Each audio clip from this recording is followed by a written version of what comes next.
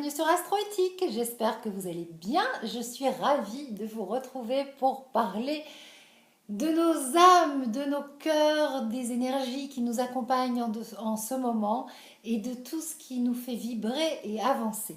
Alors, quelles sont les énergies planétaires du jour de ce lundi? Eh bien, la Lune est en Verseau, elle va former un trigone plutôt punchy à Mars et ensuite un sextile à Uranus en Bélier et c'est plutôt pas mal, deux énergies qui font bim bam boum et qui nous font avancer.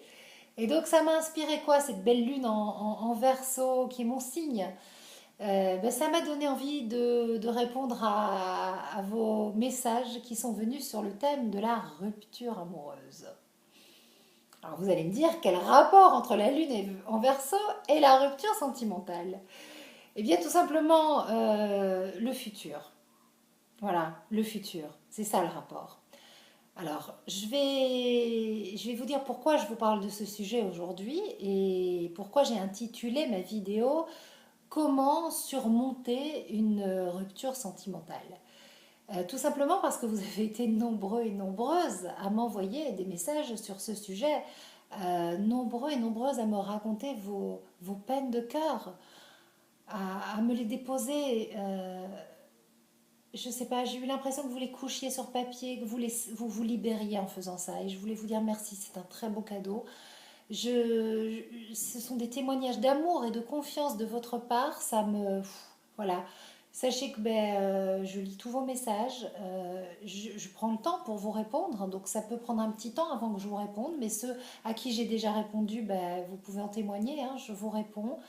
Merci de ce cadeau que vous me faites, de confiance, d'amour. Je me dis, c'est que les mots que j'utilise, ce que j'ai à vous transmettre, ça vous aide. Et alors moi, c'est très très gratifiant et ça m'encourage à continuer. Je me sens une mission, une utilité. Je prends plaisir à ce que je fais. Je suis dans l'amour de ce que je fais. Donc déjà, voilà. Ça me donne une force et une énergie supplémentaire pour faire cette vidéo, par exemple, pour vous parler de ça. J'ai pensé mon sujet, j'ai pris des notes, je l'ai habité toute la journée, et ça fait plusieurs jours même, en me disant, qu'est-ce que tu vas dire? Ça fait 3 vidéos que je tourne d'ailleurs. Mais je pense que celle-ci, c'est la bonne, parce que je sens l'énergie là, le vibrato. Donc cette vidéo, c'est parce que vous avez donc été nombreux et nombreuses à me parler de vos histoires de cœur douloureuses et puis surtout vous m'avez posé cette question de façon différente, mais le résumé, le mot, la traduction, c'est mais comment se remettre d'une rupture sentimentale, Sandrine? Comment on surmonte ça? J'ai pas de recette.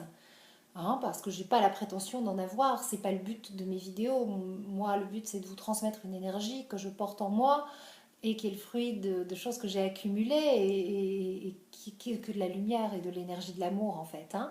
Et en fait, je voudrais vous dire, vous savez quoi? Une rupture sentimentale, c'est une évolution. Si ça vous arrive, c'est que vous êtes prêt. Ça veut dire que vous êtes prête. Ça veut dire que ça y est, c'est le moment pour toi. T'es prête à avancer. Donc, allez, une première chose, rupture sentimentale égale évolution. Eh oui, non mais quand on y réfléchit, c'est une évidence absolue. Tout ce qui est cassure, tout ce qui rythme dans le rythme de la vie, tout ce qui tout d'un coup s'interrompt, est une fin de cycle, montre qu'on passe à autre chose, qu'il est temps de passer à autre chose, et que l'on est prêt à ça. Alors, qu'on la vive de façon volontaire, que ça soit un choix ou qu'on la subisse, de toute façon, si ça nous arrive, c'est qu'on est prêt. Alors ça ne veut pas dire que c'est pas douloureux, mais ça n'est que douloureux. Non, on ne meurt pas d'une déception sentimentale. Non, on ne meurt pas de quitter quelqu'un ou d'être quitté, encore moins. Parce que si on a le sentiment qu'on va mourir, c'est là, ça vient nous renseigner qu'on n'est pas adapté, qu'on a mis du vital dans l'amour et que notre vie dépend notre existence dépend de la présence de l'autre à nos côtés, qu'on est toujours un enfant, qu'on a besoin d'une protection. Mais ça, on n'est pas dans l'amour. Donc ça veut dire que vous ne viviez pas une histoire d'amour. Et donc, si cette rupture, elle arrive, c'est tout simplement pour que vous puissiez vivre une histoire d'amour, une véritable histoire d'amour. Que vous arrêtiez d'être dans une histoire de dépendance. dans quelque chose qui finalement, ben, quand on est dans les dépendances, quand notre vie ou notre existence dépend de l'autre et de ce qu'il va faire ou non pour nous, ça prouve qu'on est encore un enfant, qu'on est encore dépendant de l'amour de ce parent qui a tout pouvoir sur nous. Et à ce moment-là, est-ce que vraiment on peut prétendre et dire que c'est une histoire d'amour que l'on vit? Non. Puisqu'en plus on souffre quand on est dans des relations d'attente et de dépendance. Or, quand il y a de l'amour, il n'y a pas de souffrance, puisque l'amour, c'est un plus, c'est du bonheur. Donc forcément, bah, si c'est une rupture sentimentale, et à la fin d'une histoire d'amour, c'est la fin d'un plus, d'un gros plus dans notre vie, bien sûr, mais ça doit pouvoir se gérer. Et si vous ne le gérez pas, et si vous vivez une douleur incommensurable, et si vous êtes à ramasser à la petite cuillère, eh bien dites-vous que c'est normal que ça fasse mal, et que c'est aussi normal que vous le viviez comme de façon aussi forte et intense, mais ce n'est pas normal que ça fasse aussi mal. Et que donc ça vient vous renseigner que ben, vous n'étiez pas dans le bon programme. Et que donc cadeau, cadeau, cadeau, ça s'arrête pour que vous appreniez à fonctionner autrement. La vie est très bien faite. Les épreuves qui nous sont envoyées sont toujours des cadeaux, des bénédictions pour évoluer, pour faire là où on ne sait pas faire. Alors, j'ai reçu aussi des nombreux messages suite à ma dernière vidéo sur Mercure rétrograde où je vous disais ne prenez pas de décision à la hâte, laissez-vous du temps. Et nombreuses personnes qui avaient quitté sur un coup de tête, genre je suis bélier, j'ai pris une décision à la hâte, ou je regrette, je l'ai quitté mais je regrette. Donc ça c'est des gens qui ont fait le choix de quitter parce qu'ils ne supportaient plus, c'était plus acceptable pour eux. Et tout d'un coup, ils voient ma vidéo et ils se disent ah ben j'aurais pas dû prendre cette décision. Non, non, non, mais c'est pas du tout comme ça que ça fonctionne. Pas du tout. Cette décision, si elle a été prise, c'est qu'elle devait être prise. Enfin, je veux dire, quand moi je vous dis prenez votre temps, ne précipitez rien, Mercure est rétrograde, c'est multidomaine. Mais si vous avez avant, ou si demain matin vous vous réveillez et vous prenez une décision parce qu'il y a un coup de nerf, mais vous la prenez votre décision, vous savez quoi?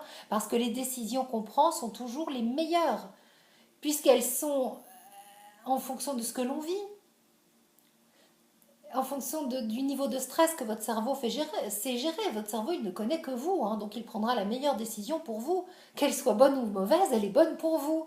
Donc il ne faut surtout pas la remettre en question. Et puis, bonne ou mauvaise, alors bon, bah après, il faut faire des lois pour savoir quelles sont les bonnes et les mauvaises décisions. Mais encore, bah, tout est à remettre en question.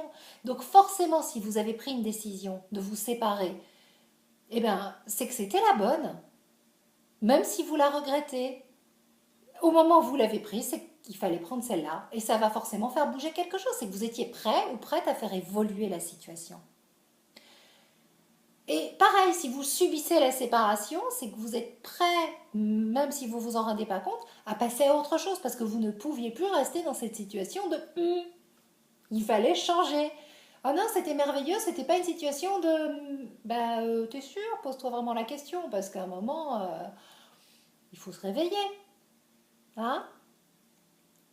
Et puis, pour en revenir à ces questions de décision que l'on prend, euh, posez-vous la question de savoir, alors je regrette la décision que j'ai prise. J'aurais pas dû prendre cette décision. Déjà, ça ne devrait pas exister dans votre langage. Non, on ne doit pas dire ça, je l'ai pris, j'accepte. Est-ce que c'est pas tout simplement les conséquences de votre décision que vous ne savez pas gérer, que vous n'assumez pas, qui sont compliquées? Parce que prendre la décision de quitter quelqu'un, même sur un coup de tête, sur une impulsion, ça peut être une impulsion vitale. Et puis derrière, on n'a pas mesuré les conséquences. Oui, mais c'est pas grave, les conséquences. C'est tout simplement donner à votre cerveau le temps de s'habituer à la nouveauté. Je veux dire, quand on arrête de manger du sucre, il faut quelque temps pour les papilles gustatives, pour qu'elles comprennent que le goût du sucre n'est pas indispensable. Et bien pareil, quand on quitte quelqu'un, il faut donner du temps au cerveau de s'habituer que cette personne n'est pas indispensable dans notre vie, que les habitudes changent. Que... C'est comme quand on déménage et puis on rentre chez soi et puis il faut prendre un nouveau chemin et on prend bêtement l'ancien. Ou qu'on a, comme je le disais dans une dernière vidéo, changé toute la déco, tout l'intérieur dans une maison et qu'on se cogne au canapé parce qu'on n'a pas l'habitude qu'il soit à telle place. Le cerveau a besoin de s'habituer, donc peut-être que c'est pas tout simplement peut-être que vous ne regrettez pas la décision que vous avez prise, mais peut-être que vous êtes dans l'inconfort de cette de cette période où vous avez retrouvé la vue, où vous y voyez clair et où vous avez pris une décision peut-être à la hâte, mais qui était la bonne pour vous et que bah, vous ne savez pas forcément vous habituer au nouveau code, tout simplement. Alors là, bah, vous prenez le temps de réfléchir avant de reprendre une décision. On dit non, non, marche arrière toute. Donnez-vous du temps, c'est ça. Donc comment gérer une déception sentimentale? Comment surmonter une déception sentimentale? Accepter que ça soit douloureux. C'est normal que ça fasse mal. Si c'est trop douloureux, ben, acceptez que c'est trop douloureux, mais que ça vient vous dire que vous ne savez pas faire et que vous avez mis du vital dans l'amour et que l'amour c'est pas vital parce que sinon vous le vivriez pas comme ça. C'est pas, on ne meurt pas d'une déception sentimentale. Et si vous êtes en train de mourir, eh ben, dites-vous que non, que vous n'allez pas mourir. Et répétez-le vous et répétez-le vous jusqu'à ce que ça rentre dans votre cerveau parce que c'est une évidence, vous n'allez pas mourir. Enfin, la preuve, vous avez déjà vécu d'autres histoires amoureuses qui se sont soldées par un échec et vous êtes toujours en vie. Et puis, vous aviez super morflé la dernière fois. Alors, bah, voilà, vous êtes à nouveau en train de morfler. Alors vous dites, ah oui, ben alors, j'en ai marre, c'est la douleur de trop. Ben oui, mais peut-être que il faut vous poser les bonnes questions cette fois-ci. Ça vient vous dire ce que vous n'avez pas encore réussi à accomplir, ce que vous ne savez pas encore faire. Et de toute façon, si vous êtes en train de vivre une déception sentimentale, que vous êtes sous le coup d'une rupture, que on vous a quitté, ça fait super mal, interdiction de dire que la vie est injuste. C'est l'enfant en vous qui crie l'injustice. Mais si ça vous arrive, c'est parce que vous êtes prêt à mieux. C'est une évolution. Réfléchissez bien à ça. Et je pense que c'est le meilleur moyen de surmonter ça en se donnant le temps. Le temps de la douleur, le temps que bah, d'aller mieux, jour après jour. Et la vie reprend toujours, toujours, toujours, toujours ses droits. C'est une évidence absolue. Et ça, vous le savez au plus profond de votre cœur. Et si vous ne le savez pas et que vous êtes en train de regarder cette vidéo et que vous entendez ça, eh ben, c'est bien la preuve que vous le savez. Sinon, vous n'écouteriez pas cette vidéo et vous n'entendriez pas ces mots. Voilà. Je vous fais des gros bisous. Et puis, je vous envoie tout plein d'amour, de bonheur, de légèreté dans le cœur. Et je vous dis que tout va très très bien se passer. Ciao, à très